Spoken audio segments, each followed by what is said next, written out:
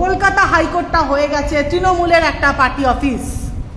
এখানে কিন্তু আইন আপনি যদি মনে করেন, এখানে আমি খুব আনসেফ ফিল করি। আই ফিল যে কোনো দিন I can be raped and murder inside this is the safety zone. আপনারা কসবা ল কলেজ দেখছেন, আপনারা আরজি কোর্ট দেখছেন, আপনারা এই জায়গাটা দেখুন, হাইকোর্ট অ্যাডমিনিস্ট্রেশনের ফেলিওরের জায়গাটা দেখুন। কলকাতা হাইকোর্টের আইনজীবী সংযুক্তা সামন্তের এই বিস্ফোরক অভিযোগে চাঞ্চল্য পড়ে গিয়েছে। খোদ হাইকোর্টের মধ্যেই তিনি নিরাপত্তার অভাব বোধ করছেন। সাউথ ক্যালকাটা ল কলেজের আইনের ছাত্রীকে গণধর্ষণের ঘটনায় বিব্রত তৃণমূল সরকার। এবার কলকাতা হাইকোর্টের মহিলা আইনজীবী এই বিস্ফোরক অভিযোগ এনেছেন শাসক দলের বিরুদ্ধে।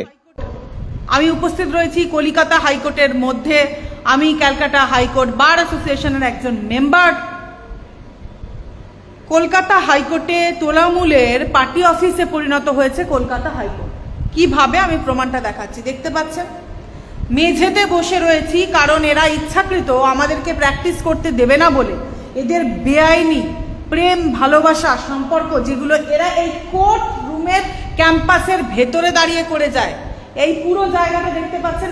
এই জায়গায় এখানে কিছু ক্লারিক্যাল লোক যারা কাজ করেন, তারা এখান থেকে সমস্ত চেয়ার সরিয়ে দিয়েছে। কারণ নো স্মোকিং জোন, পেছনে দেখতে পাচ্ছেন লেখা আছে নো স্মোকিং জোন। এই যে নো স্মোকিং জোন দেখতে পাচ্ছেন, নো স্মোকিং জোন থাকার পরেও কিন্তু এখানে বিড়ি সিগারেট থেকে শুরু করে একটা কলকাতা হাইকোর্টের মতন একটা জায়গায়, যে জায়গাটাতে আইনের রক্ষা হওয়া উচিত, কিন্তু আইনের রক্ষার বদলে এই কলকাতা হাইকোর্টে আইনের ভক্ষণ হয়ে যাচ্ছে।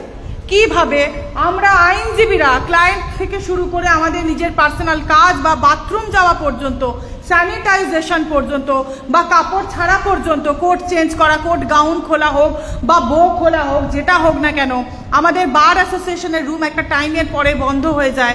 এমনও হয় যখন আমরা সকাল 10টায় ঢুকি আর তারপরে হয়তো সন্ধ্যা 7টায় আসতে পারি আমাদের ব্যাগ নিতে, যেক্ষেত্রে বার অ্যাসোসিয়েশনের রুম কিন্তু বন্ধ হয়ে যায়। এরা মনে করেছে তৃণমূলের পার্টি অফিস, তৃণমূলের পার্টি অফিস মনে করেছে এরা কলকাতা হাইকোর্টটাকে। আপনারা দেখছেন ল কলেজে ধর্ষণ হচ্ছে, তাহলে আপনাদের এটাও জানতে হবে সন্দেশখালীর মামলার জন্য আমাকে নিজের চেম্বারে বসে ফিজিক্যাল অ্যাসাল্ট এবং নির্যাতিতার শিকার হতে হয়েছে, মলেস্ট করা হয়েছে ফিজিক্যালি একজন লয়ারকে। এটা হচ্ছে এই রাজ্য, দিস ইজ দি স্টেট। আপনারা কাইন্ডলি একটু দেখুন, আমি জায়গাটা আপনাদেরকে দেখাচ্ছি। এই যে আমি মেঝেতে বসে রয়েছি, আমাকে মেঝেতে বসতে বাধ্য করা হয়েছে, compelled, I have been compelled. একটা কোট গাউন পরে, আপনারা জানেন আমাদের ব্রিটিশদের মতন কালচার, আমাদেরকে গাউন পরতে হয়। আমাদের ভারতীয়দেরকে যেখানে গাউন পরতে হয়, সেখানে আমরা গাউন কোট পরে পরিধানরত অবস্থায়, প্রতিটা কাজ করা অবস্থায় আমরা একটা চেয়ারে বা বেঞ্চে বসতে পারছি না। This is high court administration is going on. অথচ দেখুন বি গেটে ইন্টারভিউ বন্ধের ক্ষেত্রে কিন্তু হাইকোর্ট অ্যাডমিনিস্ট্রেশন খুব ভালোভাবে কাজ করেছিল। নো স্মোকিং জোন দেখতে পাচ্ছেন, নো স্মোকিং জোন, তারপরেও কিন্তু এখানে বিড়ি সিগারেট খাওয়া হচ্ছে। তাদের কথা কি, আমরা তৃণমূলের পার্টি অফিস করে রেখেছি এই জায়গাটাকে।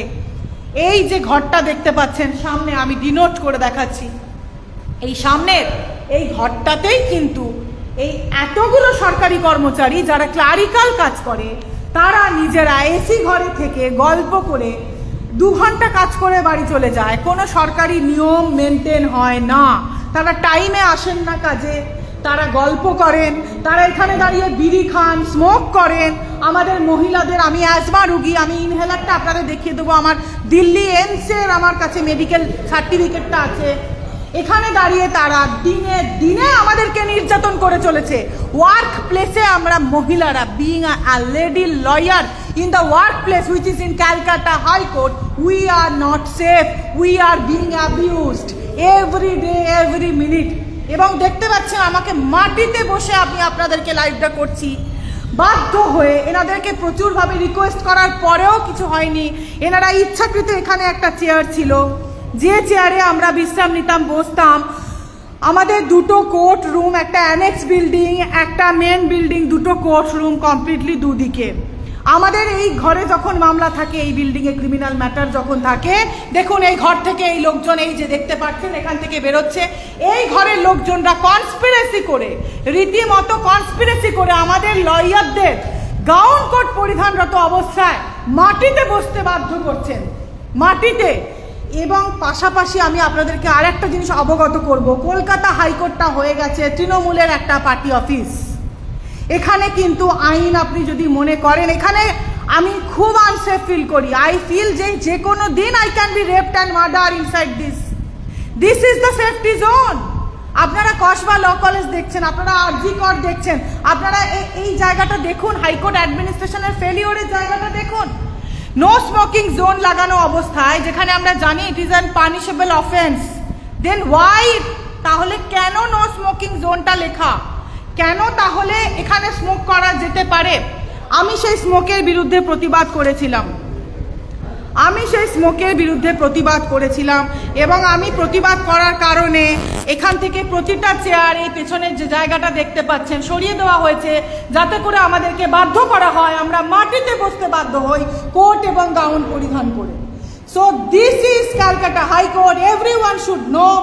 আমরা আমাদের যত যেখানে হোক এটা আপনারা ডেফিনেটলি শেয়ার করুন। আর আসল যে রূপটা আছে, সরকারি কর্মচারীরা সরকারি কাজের নামে যেভাবে তাদের আইনটাকে হাতে তুলে নেয়, এদের কি চাকরিগুলো থাকা উচিত? Should they will not be terminated from their job? এটা কি করতে পারে এই ধরনের কনস্পিরেসি যারা করে যাচ্ছে দিনে দিনে?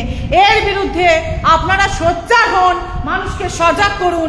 Not only RG Kar, not only Kasba law college, but also inside of Calcutta high court, this kind of abusing things are being happened day by day. এই দেখুন, এনারা এরকম নির্লজ্জের মতন এই রকম ধরনের কনস্পিরেসির সঙ্গে এনারা এটাকে দেখার পরেও কিন্তু কোনো রকম কারেক্ট করার জায়গাতে নেই। এনারা মহিলাদেরকে, একটা মহিলা হয়ে আপনি দেখুন, আমি একজন learned lawyer, I am a masters in law, এইভাবে মাটিতে বসতে বাধ্য করছেন, এইভাবে মাটিতে। এর সঙ্গে আরেকজন, আমাকে সন্দেশখালীর মামলার সময় আমার ঘর যে ভাঙচুর করে গেছে, তার সঙ্গে জড়িত একজন মহিলা, এই কোর্টের একজন অ্যাডভোকেট, দিনে দিনে she is being protected by this court. এখানে দিনে দিনে লকে, ল ইজ কনস্টিটিউশনাল রাইট। আপনি দেখুন, একটা মেয়ে, in my work place it is my constitutional right, article 15, article 21, article 14 of our constitution of India. This is constitution of India. এই যে ছেলেগুলো যাচ্ছে দেখছেন, দিনে দিনে আমরা এখানে বসতে পারি না, এমন ইফটিজের মতন অবস্থা, এমন কাণ্ড কারখানারা এনারা করেন যে বসে কাজ পর্যন্ত করা যায় না, একটা সিগনেচার পর্যন্ত করা যায় না, একটা ডকুমেন্টস পর্যন্ত রিড আউট করতে হয়। আপনারা জানেন আমাদের কত ধরনের মামলা থাকে। Arka Mukherjee, thank you.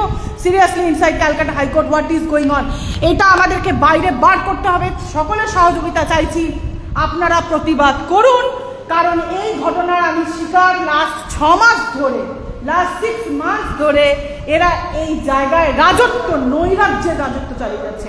এরা মনে করেছে যে এই কোর্টটা এদের বাপত্তি সম্পত্তি, এই ক্যালকাটা হাইকোর্টের বিল্ডিংটা এদের বাপত্তি সম্পত্তি। কারণ এরা মনে করেছে তৃণমূল সরকার যতদিন আছে, যিনি হাসছেন দেখতে পাচ্ছেন দাঁড়িয়ে, আমি যদি একটু জুম করে দেখাই, এই ভদ্রলোক যিনি হেঁটে যাচ্ছেন, এরা মনে করেছে যে তৃণমূল সরকার যতদিন আছে ততদিন এদের কেউ কিচ্ছু করতে পারবে না। এরা ইফটিস করতে পারে, এরা মহিলাদের কাজ করতে বাধা প্রদান করতে পারে।